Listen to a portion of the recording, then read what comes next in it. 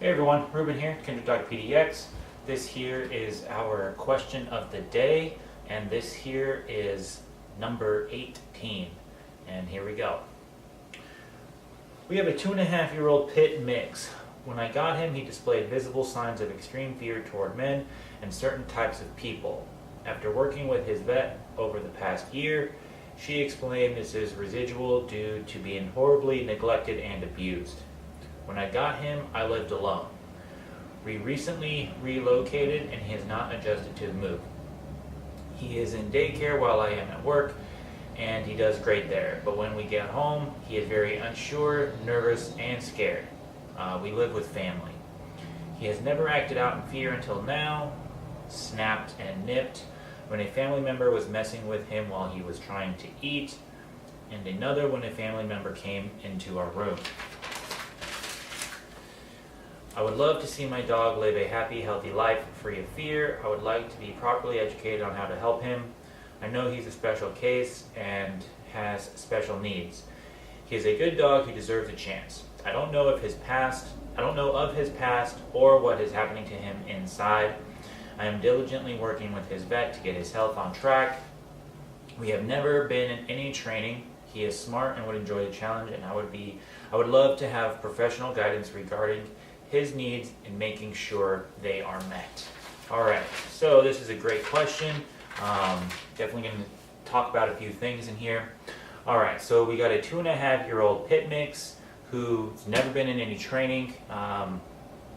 So that would be the first place we would start. But even before that, there's a couple of things that we should just be doing because we live with dogs. So you said here that he snapped and nipped when a family member was messing him while he was trying to eat. So that's an easy fix. Leave the dog alone while they're eating. You know, that's not bad to do that. Just let the dog eat their food in peace. You know, you can put their food bowl down, get that respectful moment of them waiting for their food, and then you release them to eat, and then they finish eating, they go away, you pick up the bowl, and you put it away. You know, we don't need to put our hand in the bowl or anything like that, especially if it's a stranger. You know, it's like, yeah, this is your family member, but it sounds like you just moved in there, and the dog and this person have no previous relationship built up.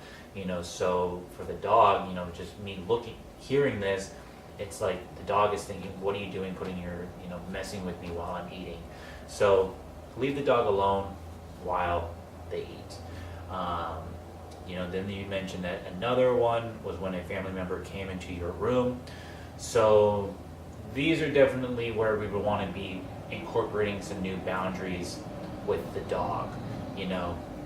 And this just incorporates a whole training program to also just help build your dog up and create more control for you to be able to help guide your dog through these situations that he is unsure of. You know, one of the first things that we do, and it would be always, is get some training. You know, because training builds communication. You put some structure in there. Structure creates clarity for the dog because now there's no ambiguity on what's going on in the environment. We're letting the dog know that they have their place in the house and that we are going to advocate for them from these other people. He doesn't need to be friends with everybody. He just needs to coexist with them.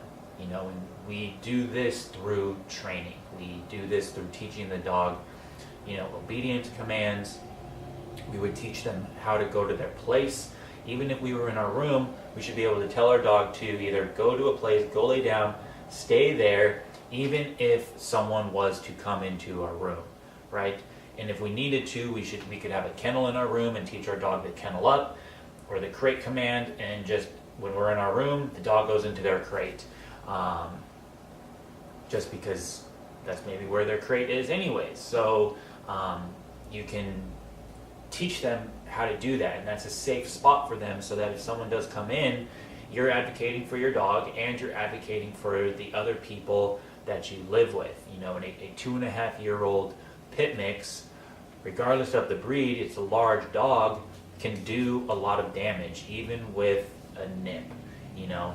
So you want to get some training on board, because that's going to just help us overall with being able to communicate to our dog. Through that process, you're going to also be building your relationship, building the dog's confidence, you know, especially if you're training in the house, in the place where he's most unsure.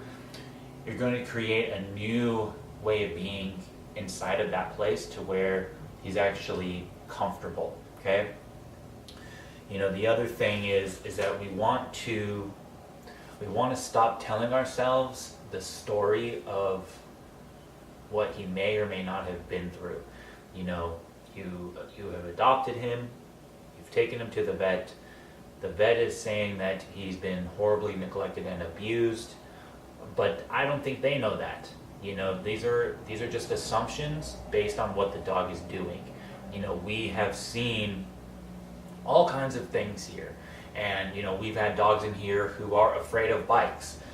It's not that they're getting hit with bikes or got ran into with a bike on a trail. You know, it's just some experience in their past, some fearful moment has now moved on to this object here. It's not the bike, it's just the overall state of mind that they're in. You know, and then you say it yourself in your post here, you don't know what about his past. You know, so we have to stop living that story and stop telling that story, because if we do that, it just keeps all of us stuck. So we need to check that and move forward. Let's figure out how we can help our dog get out of this zone rather than reliving this story that we don't know all the facts about, okay? Let's see here. If you're afraid of him biting again or something, you can muzzle condition him.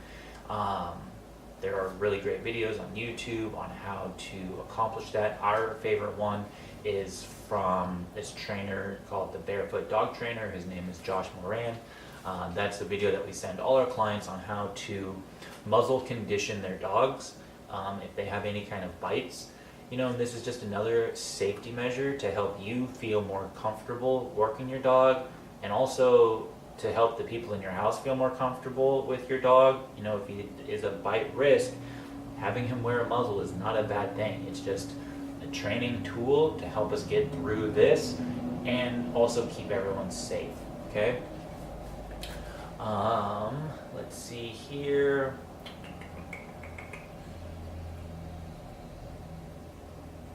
Yeah, you know, it's a lot of it just comes down to, let's get some training in. Let's get the basics going. We would want to do on-leash training. We want to probably do full off-leash training as well, if that's something that you want to tackle.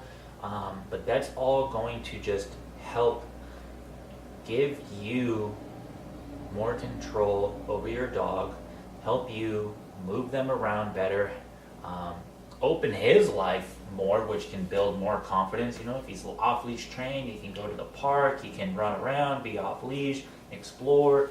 You know, all those things are valuable in creating a more stable dog. It's not just, oh, let me teach him how to sit and down and all of this. There's a whole encompassing like lifestyle that we need to do.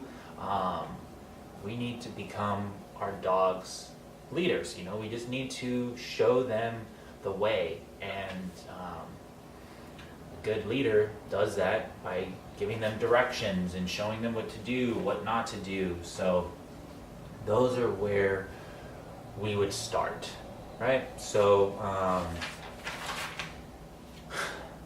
yeah, I think that answers most of that stuff here. And, you know, I do want to kind of touch on, you know, he's in daycare while you're at work, and you say he does great there.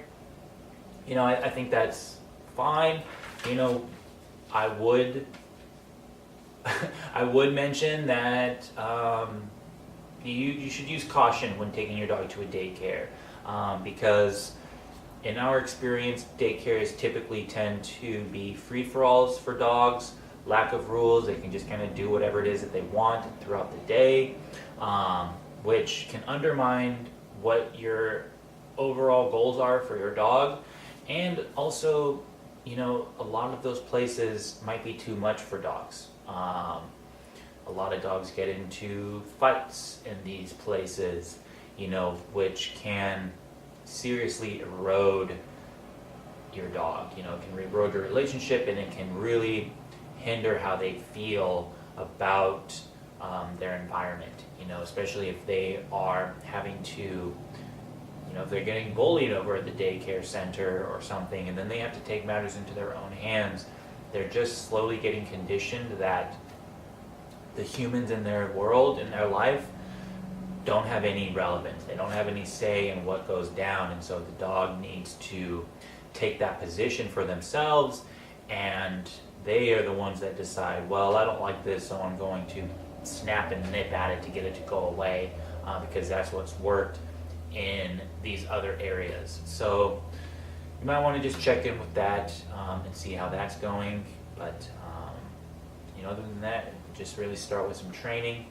We have free how-to videos on our YouTube page that can get you started on at least the on-leash work, because that's where the communication starts. Okay, so if anyone has any questions about this, definitely feel free to hit us up in the comments. As always, don't forget to follow us on Instagram. You can like us on Facebook, subscribe on YouTube. This way you can get notified of any new videos that we post up, get more training ideas for your dog. And just stay up to date on kind of what we're doing over here. All right, so that there was the question of the day, number 18. I hope you all enjoy the day. We will talk to you later.